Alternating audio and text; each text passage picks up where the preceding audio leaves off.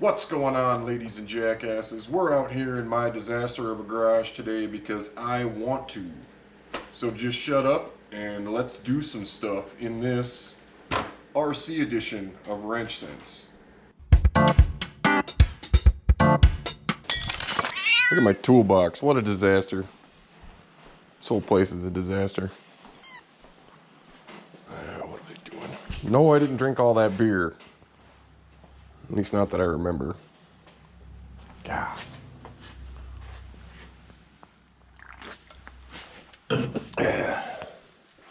Anyway, we're on my welding table here because that's what I got. And I even put the stupid wood back there because the wall's all scuffed up. Forgot what I'm doing here. Oh yeah, okay. So anyway, here, Creighton V5 Arrma, a nice machine. It's got some upgrades. We'll go through that. This one used to be an Outcast XL EXP version. It's got the red, the 7075 aluminum parts and stuff in it. They both have the same, what do you call that stupid thing? Servo, right? S652. They both have the same Arrma ESC, 150 amp. They both have the same 2050 kV Arrma Spectrum motor in them. Both of them also have the 16-tooth speed pinion installed that they say, oh, don't do it. You're going to burn your engine up, your motor up. I also got the punch crank all the way up on both of these. But the reason I want to make this video today is you can see, kind of wanted to compare some of these, what do you call those stupid shock standoffs. Boo! Kind of make a little bit of a comparison between what is out there, what comes factory with these machines, and what have you.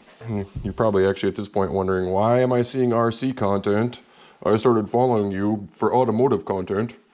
Blah, blah, blah, blah, blah, blah, blah. Well, whatever. Beat it. Anyway, this was upgraded because, well, we got M2C parts in here, in the chassis. And the front shock standoff, rear shock standoff, body supports here, all M2C racing. What else? We got an RPM wing mount because that thing's just going to snap clean off if you don't have something in there that's flexible. And once in a while it will, you know, once in a while it'll kind of tweak a little bit to one side and you just got to say, hey, okay, that's cool. We'll make it look a little nicer. Also threw on the wheelie bar because it didn't have one from the Outcast version. And the front bumper, because the thing it came with was so small. I mean, what are you going to do with it? It's not protecting anything. So I threw a front bumper on here too, an Arrma front bumper. It also has a nice skid plate here and covered the front of the chassis. And then I threw this RPM skid plate in the rear. And let's see, I think that's about it on that one for upgrades. Oh, the factory heatsink on the motor came with a mount for a single fan. I had a guy print me up some dual fan mounts and I threw these little, they're not bad. I can't remember what they're called, rocket motors. And they've been holding up and we beat the complete shit out of these. So they've been doing just fine. I got the same thing on both. This is an Outcast XL EXB version, so that includes all the hopped up 7075 aluminum stuff. Went ahead and did, because the car was a madman and I can't drive anyway, so hitting the jump was near impossible and I couldn't go wide open throttle without it just wanting to wheelie. So I decided to make this chassis longer with the M2C Racing Mojave upgrade. If you want to do this, you have to buy the chassis, buy the Mojave M2C chassis, buy the Mojave front and rear supports, and then you're going to need to buy, this is a Basher Queen carbon fiber tower to tower brace. And I thought this one would be a a lot more controllable, and it was totally worth it to me. I understand the Outcast has its place in the market. That's just not really my driving style because I suck at driving, just plain period point blank. You will notice here that if you look closely, this EXB rear shock tower is bent. So I went and purchased some of these from Just Bash It RC. They're gorgeous parts. They're very well machined, front and rear. Just to have a little bit something different, try a little something different than the M2C. So what I'm going to do here is I'm going to make a little bit of a comparison. First of all, if you're going to buy a Creighton, go ahead and start with the EXB version. Don't waste your time because the parts that come in this thing, I mean, if you're going to bash it and jump it and get hard on it like we do, they don't hold up. We broke so much stuff on both of these trucks, but particularly this Creighton. In my opinion, if you're going to buy a V5 and not an EXB, you're going to be spending at least bare minimum a chassis and tower supports. And I mean, you're even going to want to replace those shock mounts front and rear because, well, let's see here. Ooh, I found a dime. Look at that. Anyway, here's the chassis that came with that Creighton. And it's just, I mean, look. Yeah, okay. I mean, I can taco it, right? Is that something you want in your freaking... Is that really something you want under your RC car that you're going to be bashing? No. Waste of money. Total waste of time. Let's see, what else we got here? So yeah, you're going to want to upgrade that. But the reason I wanted to make this video is because I got a bunch of different shock mounts and I wanted to compare them. Now, these are the originals. We'll use my trusty little caliper here. Zero that. These are the originals, the fronts, and these are stamped. And they're 4.6-ish millimeters. These are stamped aluminum. I don't know what kind of aluminum this is. It's probably not even 60-65. But you can tell they're stamped because there's a rounded edge on one side and a sharp edge on the other.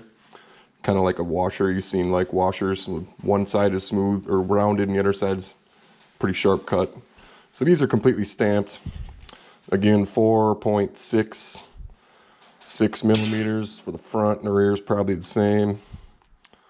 And 4.6-ish somewhere in there. Millimeters. Stamped steel, or stamped aluminum. And yeah, they're going to bend, right? If you're bashing them hard, right? So the next upgrade directly from Arrma would be the EXB. This is 5.2-ish millimeter, 5.25 millimeters in the front. And this little pig back here that bent is, and you can straighten that out and probably still use it. 5.25 millimeters thick. And then we're gonna go, let's see what else we got here. These are the, like I say, these are the Just Bash It. There's two different versions of these from Just Bash It. They got a nice little truck kind of laser cut in there. It's kind of cool, or machined in. Yeah, this is, I'm sure it's machined. Beautiful machining, by the way, beautiful. But anyway, there's two versions of this that you can get from Just Bash It. One is a 60-65 version that is 8 millimeters thick, and there is a 70-75 version that is 6 millimeters thick, and that's what these are. So there's two different versions you got. I got the 70-75 for reasons which include, well, 70-75 is a stronger aluminum, and it's going to be a touch lighter if that matters to you. But let's take a look at what's happening here. So this is advertised as a 6 millimeters of 70-75. It's not quite there. Let's see. We zeroed, yeah. It's not quite there. Close enough, probably.